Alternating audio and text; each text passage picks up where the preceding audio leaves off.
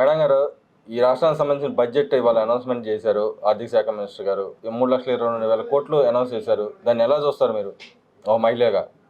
నిజంగా మరి కూటమి ప్రభుత్వంలో నారా చంద్రబాబు నాయుడు గారు ఎప్పుడు ముఖ్యమంత్రి ఉన్నా కూడా సెంట్రల్లో మరి బీజేపీ ఉండి ఎంతో అభివృద్ధి చెందిన దానికి నారా చంద్రబాబు నాయుడు గారు బడ్జెట్ కేటాయించే దాంట్లో ఫస్ట్ ప్లేస్లో ఉంటారు.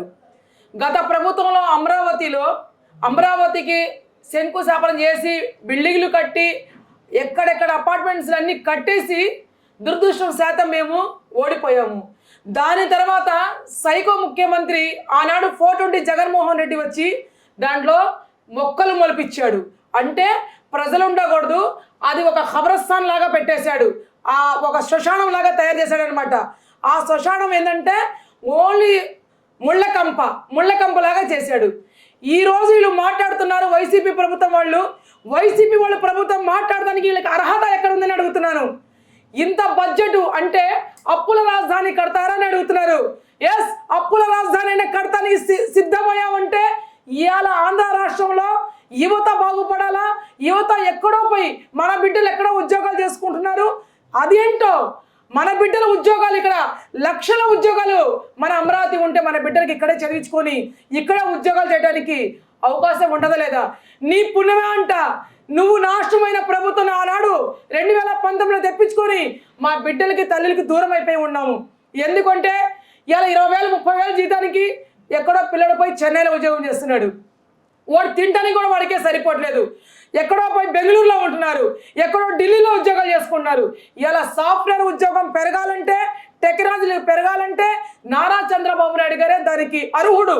ఎందుకంటే ఇలా అమరావతి అభివృద్ధి చెందిందంటే కొన్ని లక్షల మంది పిల్లలు ఇక్కడ ఉద్యోగాలు చేసుకుంటారు. మీరు చూడండి, ఇలా అప్పుల రాజధాని కడతానికి మేము సిద్ధమయ్యాము. గత 5 సంవత్సరాలు నువ్వు ఉండి ఏం చేసావు? ఏ రోజైనా గంపడ మట్టి తీసుకొచ్చి వేసావా? ఒక సిమెంట్ కట్ట తీసుకొచ్చి వేసావా? ఒక ఇటుకిరా వేసావా? నువ్వు దానికి సమాధానం చెప్పు జగన్మోహన్ రెడ్డి. ఇవాళ మాట్లాడటానికి అర్హత లేదు. ఇవాళ బడ్జెట్ ఏ బడ్జెట్ అయినా నువ్వు గుట్కాకి ముందు ప్లేస్లో పెట్టేసావు ఆంధ్ర రాష్ట్రం ఆనాడు. నువ్వు డ్రగ్స్కి ముందు ప్లేస్లో పెట్టావు. ఇవాళ ప్రభుత్వం అది కూడా అరికట్టడానికి 10,000 కోట్లు దానికి కేటాయించిందంటే అది కూటమి ప్రభుత్వం ఉన్న మంచితనము. ఎందుకంటే ఇవాళ మహిళల గురించి కూడా, మహిళల్లో కూడా అత్యాచారాలు రకరకాలు ఏ మానభంగాలు జరుగుతున్నా కూడా దానికి కూడా అరికట్టడానికి 10,000 కోట్ల బడ్జెట్లో కూడా తీసి పక్కన పెట్టిందంటే అది కూటమి ప్రభుత్వంలో. ఈరోజు నారా చంద్రబాబు నాయుడు గారు ముఖ్యమంత్రిగా ఉన్నారు అంటే ఆయన నిజంగా ఈరోజు రౌడీ షీటర్ అనేవాడు కూడా కనబడట్లేదు, అత్యాచారం చేసేవాడు కూడా భయపడిపోతున్నాడు, ఆడదాని కన్నెత్తి చూస్తానికి భయపడిపోతున్నాడు. ఎందుకంటే ఇది చంద్రబాబు నాయుడు గారు ఇక్కడ సీఎంగా ఉంటే మా తాట తీశారు. ఆనాడు సైకో ముఖ్యమంత్రిగా ఉన్నప్పుడు నైటు పగలు లేదు, 70 సంవత్సరాలు కాదు 80 సంవత్సరాలు మా అమ్మ కూడా రక్షణ లేని పరిస్థితిలో ఉన్నాం ఆనాడు. ఈరోజు స్పష్టంగా అర్ధరాత్రి కూడా ఇవాళ పిల్లలు చదువుకొని కానివ్వండి, ఉద్యోగాలు చేసుకుని కానివ్వండి, ఒకసారి 10:30 11 అయినా కూడా ఆడపిల్లలు స్వతంత్రంగా తిరుగుతున్నామంటే ఇవాళ నారా చంద్రబాబు నాయుడు గారు ధైర్యం తీసుకొని మేమంతా కూడా మహిళలు బయటికి వస్తున్నాము, బయట తిరుగుతున్నాము.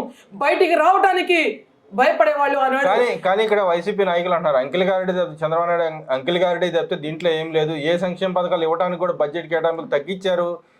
ఏదైతే వాళ్ళు 16 లక్షల మంది ఉంటే చూపిస్తున్న 10 లక్షల మందికే చూపిస్తున్న సంక్షేమ పథకాలు తగ్గించడానికి ప్రయత్నం చేశారని చెప్తున్నారు కదా. ఏంటి ఎగరటానికి చేతగానేవాడు నేల వంకర అంటాడు. ఇది దేనికి సంబంధం? ఈ రోజు దాకా నువ్వు అసెంబ్లీలో రాలేదు. మొన్న 11 నిమిషాలు 11 ఎమ్మెల్యేలు తీసుకొని వచ్చావు, 11 నిమిషాలే కూర్చున్నావు. నీకు దమ్మున్న వాడైతే మేము సవాల్ చేస్తూనే ఉన్నాము. నువ్వు రా, అసెంబ్లీలో మాట్లాడు, ప్రజల కోసం నీ గలమెత్తు అని చెప్తున్నాము. కానీ నీకు చేత కాదు. నువ్వు ఏంటంటే దోచుకున్న డబ్బులు లక్షల వేల కోట్లు నీ దగ్గర ఉంది కాబట్టి నువ్వు ఏ రకమైన మాట్లాడతావు? మంచి ప్రాణం తీయడానికైనా కూడా ఒక క్షణం కూడా నీకు పట్టదు. ఎందుకంటే నువ్వు ఒక గుండాగాడివి కాబట్టి అట్టడి గుండాగాడిని అట్టడి 420ని గెలిపించుకున్నావు, ఆనాడు గెలిపించుకున్నావు కాబట్టి నీకు బయటికి పంపించారు. నిజంగా నీతో 10 మంది ఎమ్మెల్యేలు తీసుకొచ్చి రోజు కూడా నువ్వు మాట్లాడు, మాట్లాడదంటే ఈయనకంటే ప్రతిపక్ష హోదా ఇవ్వాలంట. ఆనాడు నువ్వు ఏం మాట్లాడా? చంద్రబాబు నాయుడు గారు మీకు 23 మంది ఎమ్మెల్యేలు ఉంటే దాంట్లో 5గురిని లాగితే 17 మందో 18 మందో ఉంటారు, నీ ప్రతిపక్షం హోదా కూడా పడిపోయింది. నీకు సిగ్గు రావట్లేదా? ఈ రోజు నువ్వు ప్రతిపక్ష హోదా ఏ రకంగా అడుగుతున్నావు? 11 మంది ఎమ్మెల్యేలతో అని నీకు అడుగుతున్నాము. జగన్మోహన్ రెడ్డి దానికి సమాధానం చెప్పు. నీకు ఎందుకంటే మైండ్ బాగోలేనివాడు కాబట్టి నీకు ప్రజలు కూడా ఏం చేస్తున్నారంటే వీడు ఎట్లా మాట్లాడుతున్నాడో 10th క్లాస్ ఫెయిల్ అయిన వాడికి సబ్జెక్ట్ తెలియదని చెప్పేసి నీకు పక్కన కూర్చోబెట్టారు. రెండోది బడ్జెట్ గురించి కానివ్వండి, ఇవాళ రాష్ట్రంలో ఉన్న మన అమరావతి రాజధాని గురించి మాట్లాడే అర్హత లేనివాడు, నైతిక ఇలువ లేనివాడివి నువ్వు. నీకు మాట్లాడే అర్హత లేదని నీకు అడుగుతున్నావు. అదేవిధంగా చూసుకుంటే ఏదైతే పోసాన మురళీకృష్ణ వ్యవహారంలో చూసుకుంటే ఆయన అరెస్ట్ చేశారు, ఇది కూడా ఆయన వ్యాఖ్యలు చేస్తా ఉన్నారు. అక్రమ అరెస్టు మేము ఉన్నాం నిన్ను కాపాడుతామమ్మా అని చెప్పి అలా ఆవిడికి భరోసా ఇస్తాడు. దాన్ని ఎలా చూస్తారు? మేము అక్రమ అరెస్టు, వృధాగా అరెస్టులు చంద్రబాబు నాయుడు గారికి ఆయనకి ఎంటికి కూడా లేదు. ఏనాడు కూడా అరెస్టులు అనేది వాళ్ళకి జైలుకి పంపించడం, వాళ్ళకి ఏమి లేని కేసులో ఇరికిటము ఈడికి అలవాటు. ఈ 420 జగన్మోహన్ రెడ్డికి తన పుట్టుకల నుంచి ఉన్న అలవాటు ఇది. వాళ్ళ తాత రాజారెడ్డి కూడా చేసింది హత్యాచారాలు, వాళ్ళ నాన్న కూడా చేసింది అదే పని, ఆ కడుపులో పుట్టిన బిడ్డ కూడా ఇదే పని చేస్తున్నాడు. మీకు అలవాటు. అది నారా చంద్రబాబు నాయుడు గారు కానివ్వండి, యువ నాయకుడు నారా లోకేష్ కూడా తన ఎంట్రీకి దాని గోటికి కూడా పనికిరావు. ఇట్లాంటి అవసరాలు లేవు. ఎందుకంటే వీళ్ళు హత్యారాజకం చేసింది వీళ్ళు. గత 5 సంవత్సరాల్లో ఒక కులం మతం లేకుండా ఎంతమంది పిల్లలు ఆడపిల్లలు ఎంత బలి అయిపోయారో మీరంతా చూసిన విషయమే. ఇలా మైనారిటీలు ఆ రోజు ఈడి పుణ్యమా అంతా కూడా అబ్దుల్ సలాం కుటుంబము ఇలా బలి అయిపోయారు. అది అందరూ చూసిన విషయమే. ఇలా ఆనాడు దాచపల్లిలో ఓటు ఏను అన్నందుకు నరి రోడ్డు మీద కొట్టి చంపింది ఈ ప్రభుత్వంలోనే. ఆనాడు ఆ ప్రభుత్వంలో జరిగిందే. ఎందుకంటే వాడు ఏ రకమైన మాట్లాడతాడు, మాట మార్చటానికి, మాట తిప్పటానికి తనకు అలవాటు కాబట్టి ఆ అలవాటు ఉన్నవాడికి ప్రజలు ప్రజా సంక్షేమం చేయటానికి పనికి రానివాడు కాబట్టి పక్కన పెట్టాడు. పోసాని ఏం మాట్లాడాడు తెలదా నీకు? టీవీలో చూడట్లేదా నువ్వు? నీ పక్కన నీకు ఈడలు చూపిస్తుంటే కానీ అది కూడా గ్యామ్లింగ్ చేశారంట. అది కూడా గ్యామ్ చేయడం తనకి అలవాటు కాబట్టి ఇట్లాంటివన్నీ మార్చటం, మాఫీలు చేయటము అదే మాటలు వస్తాయి. కానీ ఆయన అన్నాడు, వైఎస్ జగన్మోహన్ రెడ్డి అంటున్నాడు, అధికారులను బెదిరిస్తున్నాడు కదా, మిమ్మల్ని నేను నెక్స్ట్ అధికారులు నేనే వస్తాను, వచ్చిన తర్వాత మీ గొడ్లుడిసి ఎక్కడున్నా సప్త సముద్రాలు దాటి ఉన్నా మిమ్మల్ని తీసుకొచ్చి జైలు వేస్తాను అంటున్నాడు కదా. మరి ఆ విధంగా వాళ్ళ కార్యకర్తలు భరోసా కల్పిస్తున్నాడు కదా, మరి దానికి మీరేం చెబుతారు? ఏమండి, వచ్చేది ఇంకా మళ్ళీ జనం ఈయన్ని కూడా తెచ్చుకుంటానికి కూడా సిద్ధంగా ఉన్నారు ప్రజలు. ఎందుకంటే 10 సంవత్సరాలు మీకు చాలా 100 సార్లు చెప్పారు మీ మీడియాలో కూడా. నేను 10 సంవత్సరాలు రోడ్ల బట్టి తిరుగుతా నాకు ఒకసారి చూడండి, నాకు ఒకసారి అవకాశం ఇవ్వండి, చూడండి అన్నాడు. సరే సావునిలే, ఒక్కసారి అవకాశం ఇస్తామని ఈ ఆంధ్ర రాష్ట్రంలో ఉన్న ప్రజలు ఒకసారి అవకాశం ఇచ్చి మా నెత్తిల మీద మేమే కొట్టుకొని వీడికి అడ్రస్ లేకుండా తరిమి కొట్టేశారు. 151కి 11 సీట్లు పెట్టారంటే మీకు అర్థమవుతుందా లేదనేది గమనించండి. రెండోది, అధికారులను బెదిరియటానికి నువ్వు ఎవడరా బాబు? అధికారులు బెదిరియటానికి నీ సొమ్ము పెట్టి, నీ బాబు సంబంధించిన సొమ్ము పెట్టి వాళ్ళకి చదివించావు అధికారులు బెదిరియటానికి? ఇవాళ ఐపీఎస్లకి ఐఏఎస్లకి బెదిరియటానికి నువ్వు ఎవరు? నీ గురించి నీ తండ్రి హయాంలో కూడా ఐపీఎస్లు ఐఏఎస్లు బలైపోయి జైలుకి వెళ్ళారు. నీ పుణ్యం అంతా కూడా మొన్న కూడా వాళ్ళు జైలు పాలైపోయారు. ఎందుకంటే మీ పాలన రౌడీ రాజ్యం పాలన, మీ పాలన భూ కబ్జా పాలన, మీ పాలన మహిళలకి మానభంగాలు చేసే పాలన, మీ పాలనలో ఇవాళ ప్రతి మా అమ్మకు కూడా రక్షణ లేని పాలనలో కూడా వాళ్ళు భయపడతా బతికారు. అడుక్కునే ముసలమ్మ రోడ్డు మీద కూర్చుంటే భయంతో కూర్చుంది. గంజాయి ముక్కలకి పెంచిన పాలన మీ పాలన. నువ్వు మాకు చెప్పే అర్హత నీకు ఎక్కడుంది? ఇవాళ కూటమి ప్రభుత్వానికి నీకు చెప్పే అర్హత లేదు. జగన్మోహన్ రెడ్డి ఇవాళ నీ తల్లి పెట్టిన కేసుకి, నీ చెల్లి పెట్టిన కేసుకి దాంట్లో నుంచి నువ్వు బయటికి వచ్చేసి అప్పుడు నువ్వు మాట్లాడు. 11 సంవత్సరాలు నువ్వు బెయిల్ మీద తిరిగేవాడివి, నువ్వు మాట్లాడతావా? నీకు ఎక్కడ నైతిక అర్హత ఉంది? కానీ మీరు ఈ మాట అంటున్నారు కానీ ఏదైతే గవర్నమెంట్ రాకముందు మీరు వాగ్దానం చేశారు, ఏదైతే చట్టపరంగా మేము చర్యలు తీసుకుంటామని చెప్పి మీరే వాగ్దానం చేశారు. కానీ మరి జగన్మోహన్ రెడ్డి గారు అన్ని మాటలు అన్నా కూడా ఎందుకని చట్టపరంగా ఆయన మీద చర్యలు తీసుకునే పరిస్థితుల్లో ఉన్న చిన్న చిన్న అరెస్ట్ చేసి ఇలా కార్యకర్త దగ్గర మెప్పు పొందుతున్నారని చెప్పి ఒక అపవాదం ఉంది. దాన్ని ఎలా చూస్తారు మీరు? ఏమండి, చిన్న చిన్న వాళ్ళకి అరెస్ట్ చేయటం, పెద్ద పెద్ద వాళ్ళకి అరెస్ట్ చేయటం మేమేం చేయమండి. చట్టం తన పని తను చేసుకుంటా వెళ్ళద్ది. చట్టానికి ఎవరైనా కూడా తల దించాల్సిందే. ఎందుకంటే ఎవరిది ముందుకు వస్తుందో, ఎవరు వెనక ఉంటారో, ఒకళ్ళు ముందు ఒకళ్ళు వెనుక వెళ్ళాల్సిన మాటే. ఆనాడు ఏం తప్పు చేయలేని నారా చంద్రబాబు నాయుడు గారికి 52 రోజులు 75 సంవత్సరాలు పెద్ద ఆయన్ని తీసుకెళ్ళి ఎప్పుడు పెట్టాడో ఆ చరిత్ర మళ్ళీ తిరగా రాశాము. ఎందుకంటే చరిత్రలో ద్రోహి అని జగన్మోహన్ రెడ్డి వాడికి తరమేశారు ప్రజలు. ఎందుకంటే వీడు ఒక ద్రోహి, డబ్బు సంపాదించుకోవడానికి వచ్చాడు కానీ ప్రజల కోసం రాలేదు, ప్రజల సంక్షేమ సేవలు చేయడానికి పనికి రాలేదు. ఇవాళ 10,000 రూపాయలు 15,000 రూపాయలు ఆనాడు నువ్వు అమ్మ వడ్డీ నాన్న వడ్డీ ఏదో పడేసి లక్షల కోట్లు అప్పులు చేసి వెళ్ళిపోయావు జగన్మోహన్ రెడ్డి. ఇవన్నీ కూడా రేపు నీకు సమయం ఉంది త్వరలోనే. ఎందుకంటే ఈడీ కేసులో నువ్వు బయట ఉన్నావు అంటున్నావు. నీ ఈడీ కేసులు అదే కాదు, ఇలా లక్షల కోట్లు దోసి ఎక్కడ పెట్టావో ఈ కోట్లకు నువ్వు సమాధానం చెప్పాలి. లక్షల వేల కోట్లు ఎక్కడ దాచిపెట్టావో దీనికి నువ్వు సమాధానం చెప్పాల్సిందే. నువ్వు రాజమండ్రి జైలుకి వెళ్లకుండా ఉండటానికి లేదు. ఎందుకంటే 420 జగన్మోహన్ రెడ్డికి సపరేట్గా ఒక సెల్ కట్టిస్తున్నారు. దాంట్లో ఆ రోజు దోమ కుట్టిందంటే రమ్మ కుట్టిందని 420 కోడలు అన్నాడుగా. ఎక్కడ 420 వాడు ఎవరు? గుడివాడ గుట్కాగాడు అన్నాడుగా. రేపు నీకు మరి రమ్మ వచ్చి కుట్టిద్దో, నీకు మేనగా వచ్చి కుట్టిద్దో, నీ పక్కన ఎవరు వచ్చి కుడతారో రేపు తెలిసిద్ది. నువ్వు కంగారు పడబాకు. కానీ మీరు గతంలో ఆరోపణలు చేశారు, ఈ ఇసుక దందా మద్యం దందా అన్ని చేశారని చెప్పారు. కానీ ఇప్పుడు వరకు ఏం పట్టుకోలేకపోయారు కదా. దాన్ని ఆయన మీద కొత్త కేసులు ఏం లేవు. పాత కేసుల గురించి ఎన్నాళ్ళు చెప్పినా ఇంకా పాత కేసులు చెబుతారు. కొత్త కేసులు ఎందుకు పెట్టలేకపోతున్నారు? మేము కేసులు పెడతానికి రాలేదండి. ప్రజల కోసం, ప్రజల సంక్షేమం కోసం కనుక్కున్న చంద్రబాబు నాయుడు సీఎం అయ్యారు. ప్రజలు బాగు గురించే ఆయన సీఎం అయ్యారు. ఇలా యువత బాగుపడాలా, ఇలా యువత ఉద్యోగాలు రావాలా, యువత మంచి చదువులు చదువుకోవాలా, యువత దేశాల మీద వెళ్ళటం కాదు. ఈ యువత అంతా కూడా ఆంధ్ర రాష్ట్రంలో ఉన్న యువత కూడా ఇక్కడ ఉద్యోగం చేయాలా, ఈ అమరావతి అభివృద్ధి చెందాలా. అమరావతికి అభివృద్ధి చెందడానికి ఆయన ప్రయత్నిస్తున్నాడు. కానీ ఈడు 420 జగన్మోహన్ రెడ్డి కేసుల గురించి ఆయన పట్టించుకోలేదు. చట్టం తన పని తను చేసుకోపోయింది. చట్టానికి ఈడు ఏమైనా అడ్డుమా? ఈడు బాబే దొరికాడు. ఈడెంత పెద్ద, ఈడు తాతే ఆనాడు రాజారెడ్డే జైలుకి వెళ్ళినవాడు.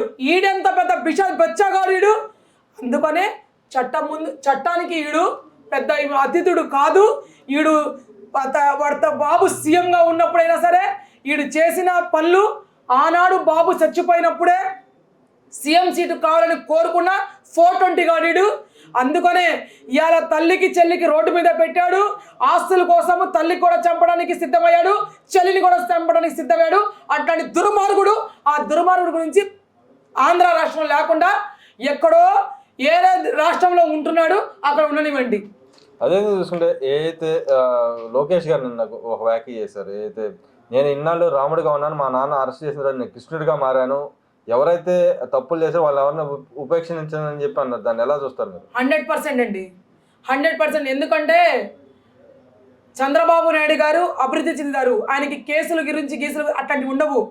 ఆ బాటల్లోనే ఆ కొడుకు తనుడు యువ నాయకుడు నారా లోకేష్ గారు కూడా అట్లానే నడిచారు. కానీ తన అక్రమంగా తన తల్లికి, ఏ కొడుకైనా సరే తన తల్లి గురించి అసెంబ్లీలో మరి అంత అసభ్యంగా మాట్లాడిన వాళ్ళకి ఏ కొడుకైనా కూడా సహిస్తాడా? ఒకటి గుర్తుపెట్టుకోండి, ఇవాళ మన కామన్ మెన్స్కి కదిలిచ్చినా కూడా చిన్న పిల్లలు కూడా నీ అమ్మ అంటే వాడు తిరిగి ఒక చంపకేసి కొడుతున్నారు.